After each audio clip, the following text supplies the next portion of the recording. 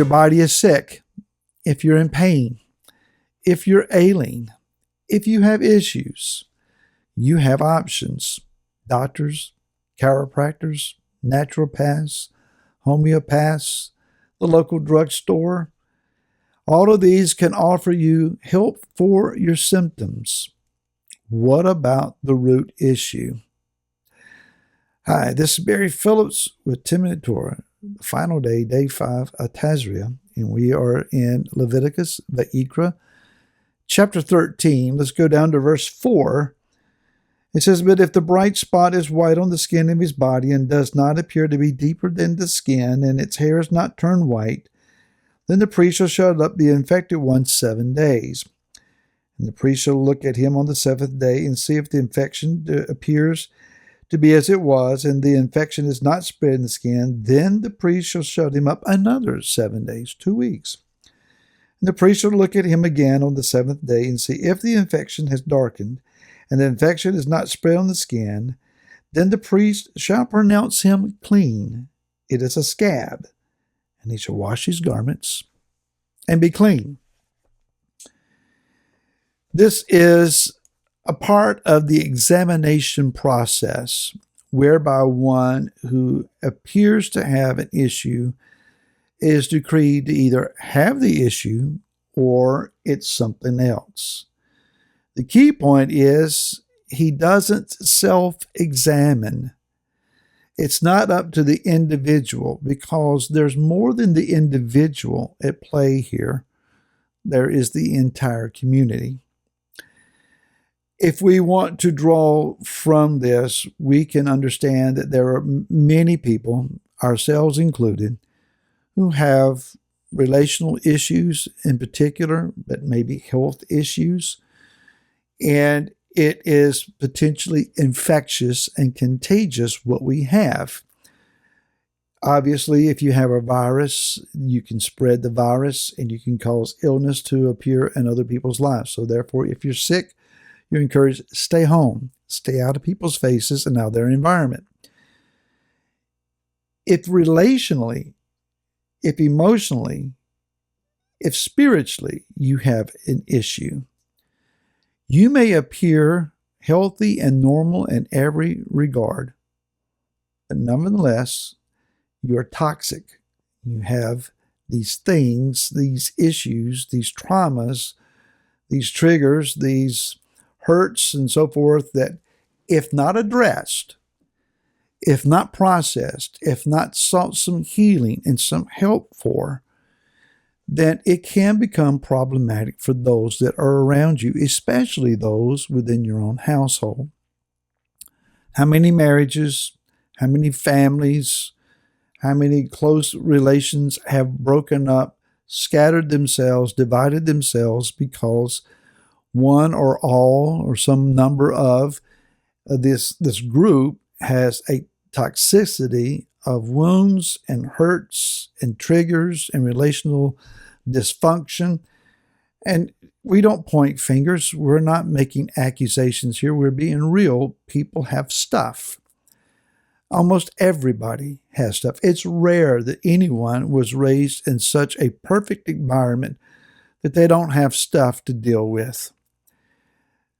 A healthy person, relationally, emotionally, spiritually, those are the ones who have learned to recognize, I don't deal well with this personality or this circumstance.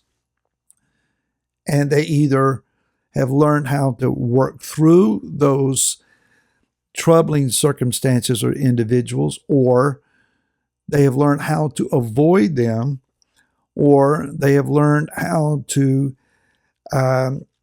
deal with them in some way that it's just not a negative response. In almost every situation, it requires someone's help.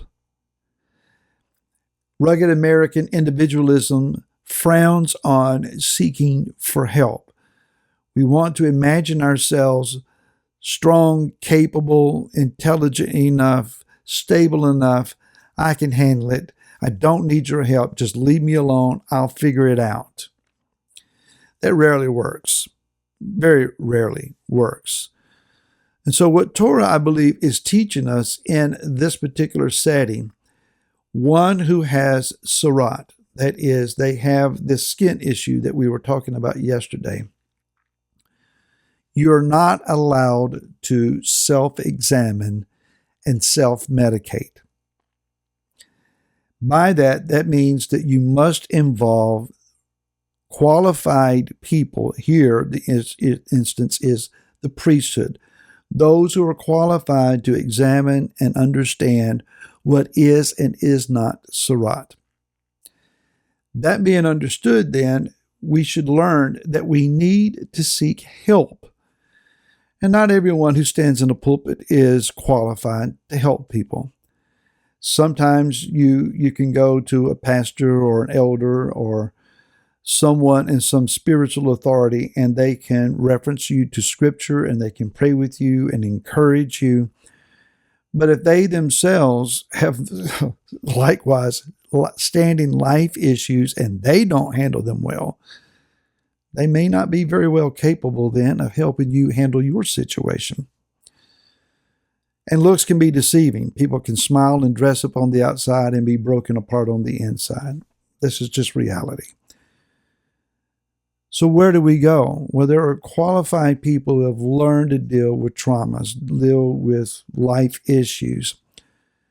And therein we need to read what they have published. We need to listen to their seminars.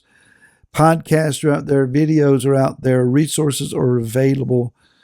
And visiting people in person is an option, obviously. You want to vet them. You want to make sure they can help you, that they're qualified, but don't just try to self-medicate. Another thing that we need to understand is improvement is not healing. Saying, well, I'm dealing with this better than I was. That doesn't mean that you're still then non-contagious. You may feel better about things. You may be working through your issues, but if there's not soundness there, then the wound can reinfect and fester and cause problems. They're looking here for the fact of determining, is this a scab or is this something more? And it takes the qualified person to understand what that is. Otherwise, we will rationalize. Rationalization says, well, I'm better than I was, or it's not as bad as all of that, or I really hadn't hurt anybody in a long time. Congratulations. Or those that I hurt, I don't hurt them as bad as I used to. Well, there is that. We have to understand that Yah doesn't want us merely improved. If one is crippled and unable to walk, when Yeshua encountered them, he healed them so that they could walk freely, not walk with a limp or on crutches. When he prayed for those that were blind in both eyes, he wasn't content if one eye was open and the other was still blind. Those that were deaf, if they were deaf, then he wanted both ears to be able to hear and hear clearly. He didn't raise the dead to live on a sick bed. Deliverance, wholeness, completeness. Abraham was told, walk before me and be, and the Hebrew word is tamim, T-A-M-I-M, tamim. It means to be whole and complete, to be sound, to be thorough. That is, that he lived a complete life. He lived a sound life, that he walked uprightly. So mere improvement is not enough. Rationalization is not permitted. May Yah help us. May he heal us. May he deliver us so that we can be beneficial and life-giving to those that are around us. Speaking of that, may you have light and life to share with any who are around you or with you for this Shabbat. Shabbat Shalom to you. May the King visit you on this special and set-apart day. May you find his presence healing, helping, and encouraging. May Yah fill your house and your congregation, if you have one, with joy and with his laughter. And until next week, Shabbat Shalom.